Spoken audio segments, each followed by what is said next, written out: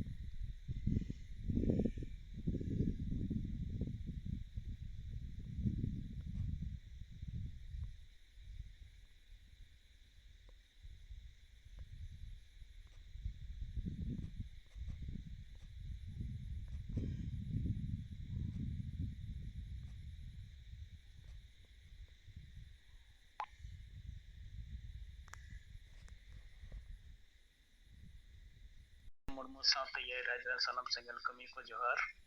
लक्ष्मीनारायण किसको हुगली जोना लेट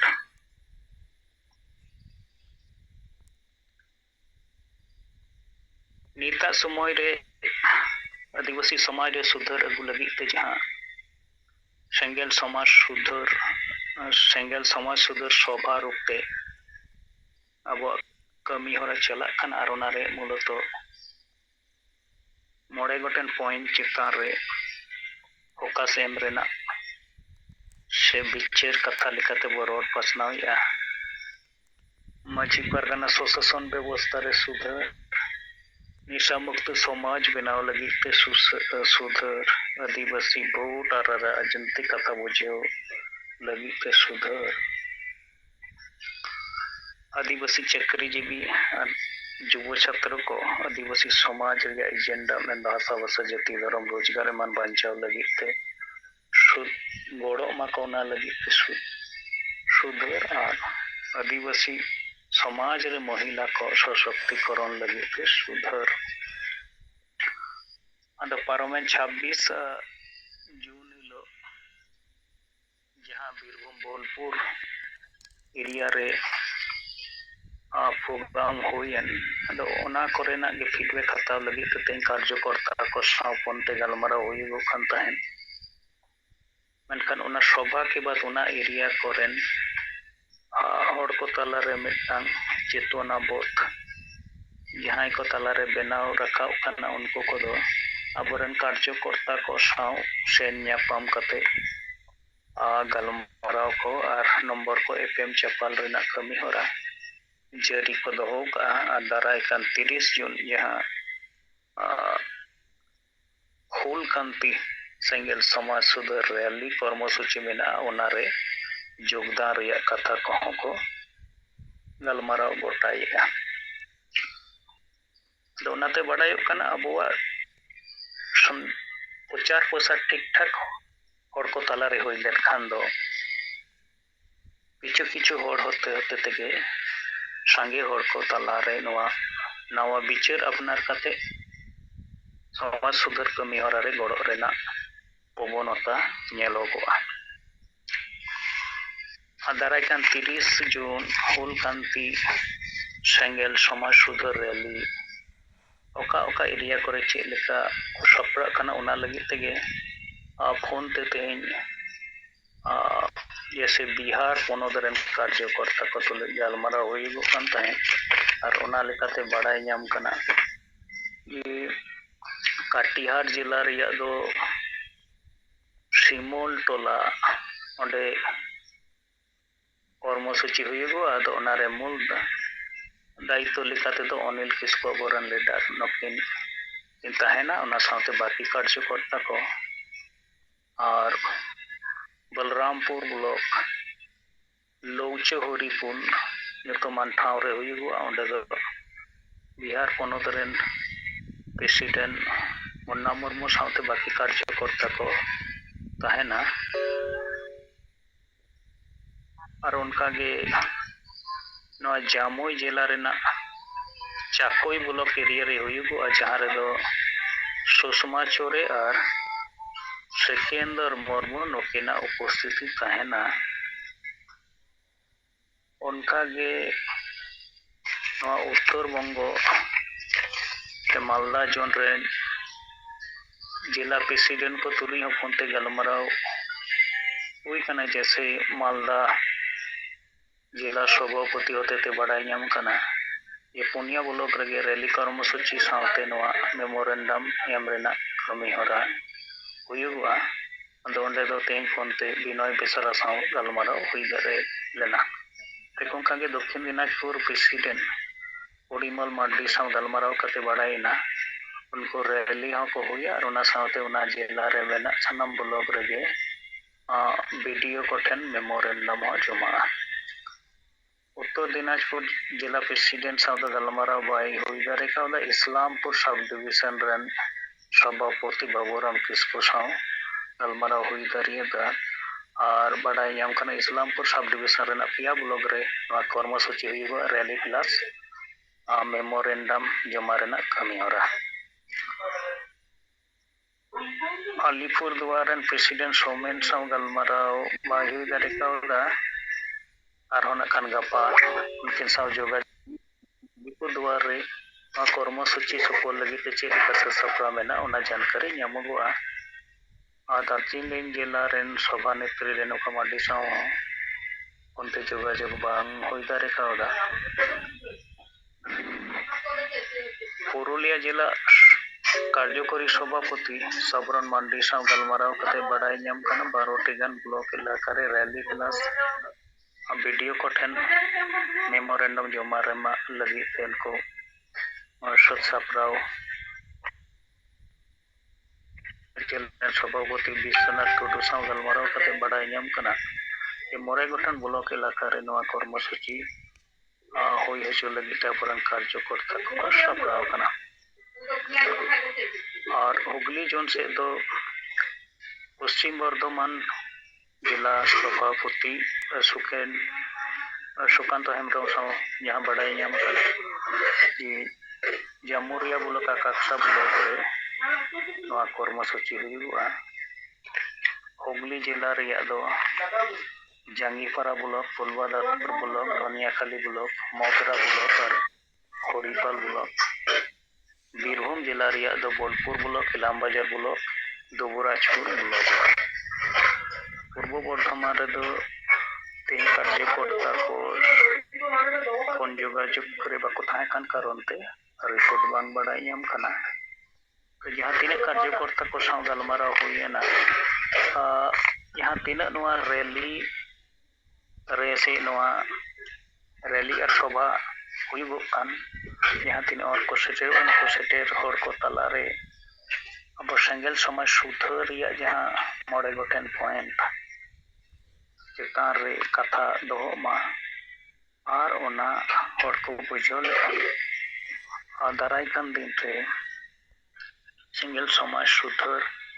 कर्मसूची रे उनको योगदान से भागीदारी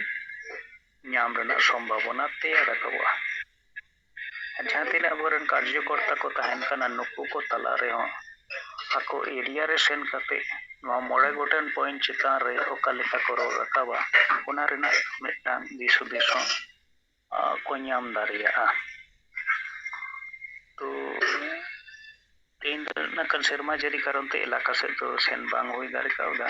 फोन को तेगे अबरन कार्यकर्ता को साव गलमाराव और उना जानकारी हताव रेना कमी होरा हुईगो कान ताहे और उनका गे सोहन हेम्ब्रम आसाम से खन बड़ाय नाम काना बीटीआर जोन रे मिटांग जायगा रे और लखीमपुर जोन रे मिटांग जायगा रे और बजन टुडू से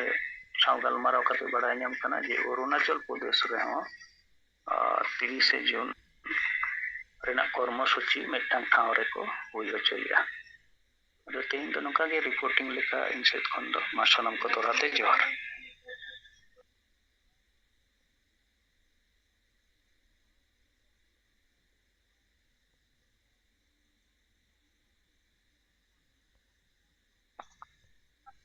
जोहार लक्ष्मीनारायण किस्कू गंके तबो हुगली जन इन कमी हरा रेना अडी विस्तार ते इना रिपोर्ट और कथा बन आंजम किया आदो मानिए पर तब आबरिन संगे नेता को आपे को कथा पर आंजम।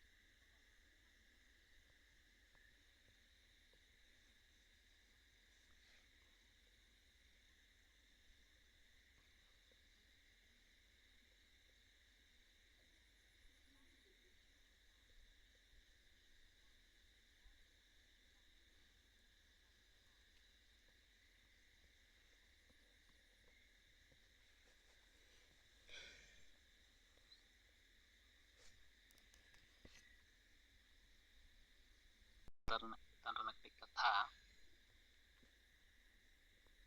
ᱟᱫᱚ 30 ᱡᱩᱱ ᱦᱩᱞ ᱢᱟᱦᱟ ᱤᱫᱤ ᱠᱟᱛᱮ ᱡᱟᱦᱟᱸ ᱛᱤᱱᱟᱹᱜ ᱜᱮ माइक को टेंट को चेत को सपड़ाव इदी कते अब बहादुर गंके बहादुर मुर्मू ताबो बारिपदा साला लिन ताहे कना दा ओना को सत बड़ा कते तला तला रे दा बड़ायत गयाय आदो 3 बजे पखा पखी यहाँ पंडित रघुनाथ मुर्मू मेडिकल कॉलेज और हॉस्पिटल खन मिटांग माने पेड़ा हॉल लेकानी पेशेंट ओंडे मेना को होला खन आदो उनी ब्लड दरकार आदो उनकाते उनी मेन होय माने दो पेड़ा उतर गे बांगरी पुसी ब्लॉक रिन काना को इंजीरिन हपो आदो उनकाते लिन चलावेना आदो ब्लड दरकार खान दो चलावेना ले ओना जहां ब्लड बैंक मेना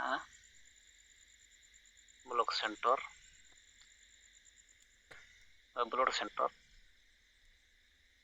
आदो ओंडे चला बड़ा ते गेल पे होड़ ले तिंगु कना उनी रोगी पाटा सेट कना रिन बहादुर गंके साला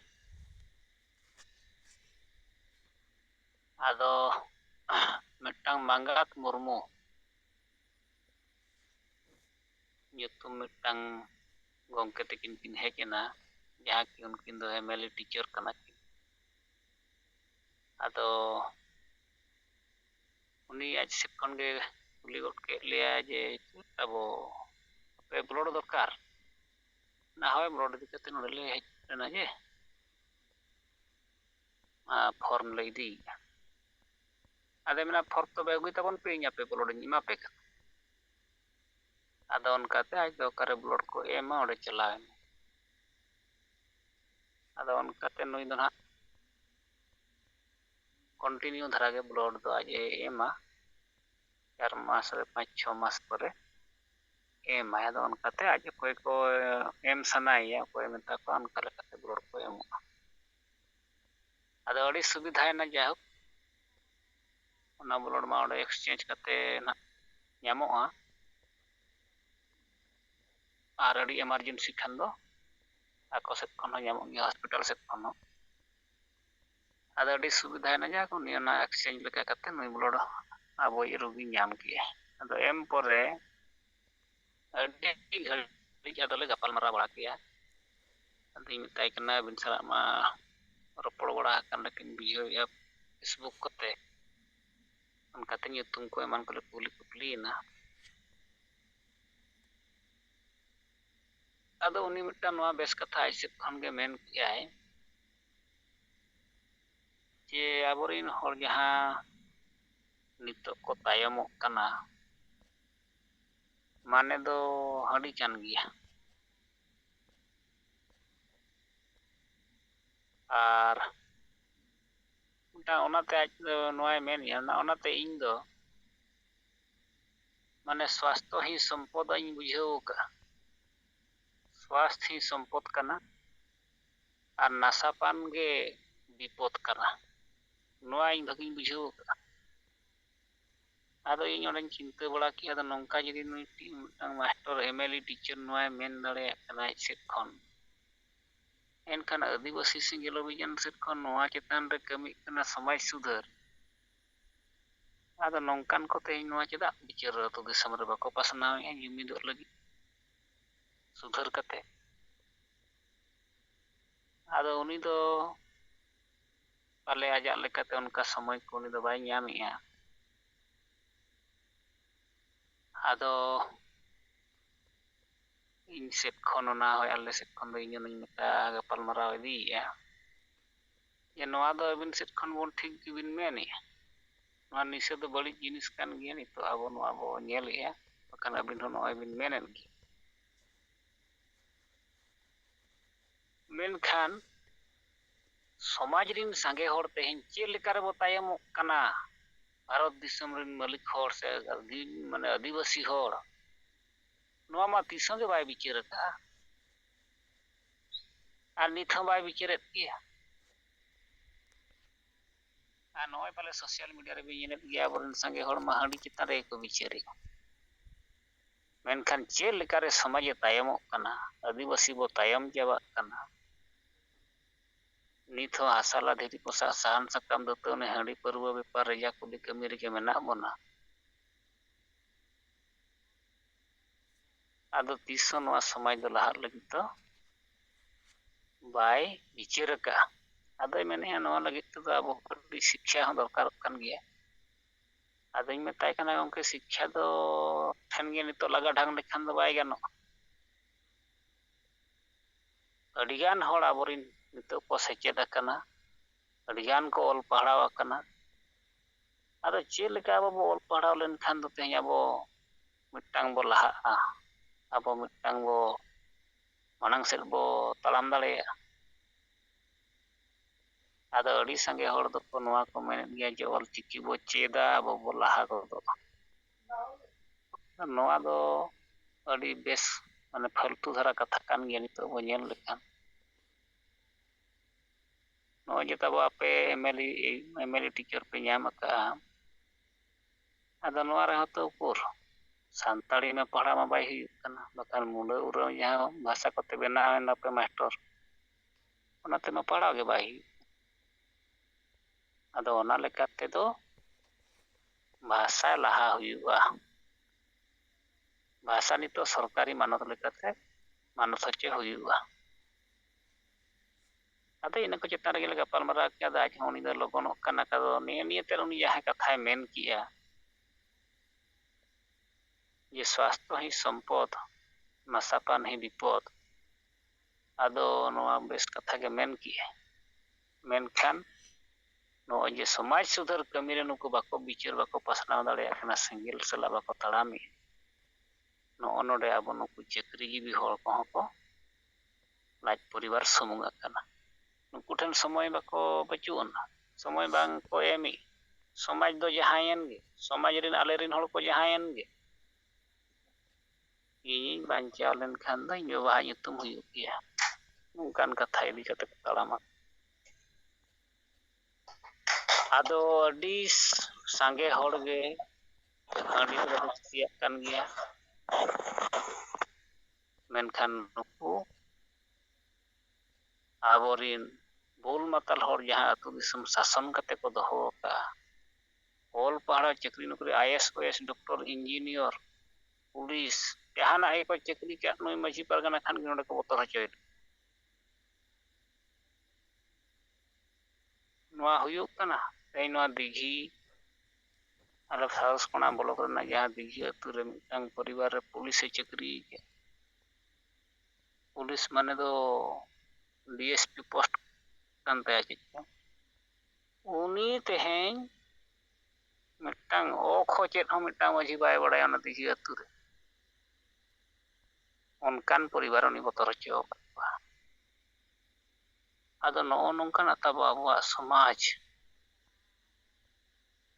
आदो तीस हों गोंके तकिन मेनाया तो ऑल पढ़ा शिक्षित गियान होड़ा बुद्धि विचार तेदो नित हᱚᱸ अतु दिसम रे बाय ताड़ाम आदो जहां लेका गे आबो नितो बो चर्चाय गोंके तकिना विचार जीवित बोंगा विचार मारे उयहर मारे डाहर बगी नवा उयहर नवा डाहर तीन भर नवा बाय ताड़ामा समाज माने आबो जहां कमिया को अड़ी संघर्ष हुई आबोना आदो नितो जहां तिना मांग बो संघर्ष ले नितो दा कड़ी बालगा ᱧᱚᱜ ᱟᱠᱟᱱᱟ आदो नितो जहां मैदान फांका इदी आबो आबोआग कमी स्पीड को मेना आदो इन नोኝ बुझेव दाड़ेया कार बाकान हड़ को को बुझेव या सलखान मुर्मू के जितकर दाड़ेया बोनाय सलखान मुर्मू सला चिली हम बापे दाड़े जहां तिना पे के कार नौका समाज रे आपस रे को चर्चाया आदो गोंके को ताबो मा नोय मिटांग एमएलए टीचर मागात मुर्मू गोंके नोआ आड़ी बेस कथा की लई आदो ना करी लई सदर के ताबोना मानितो आपे को कथा परिबो आंजमा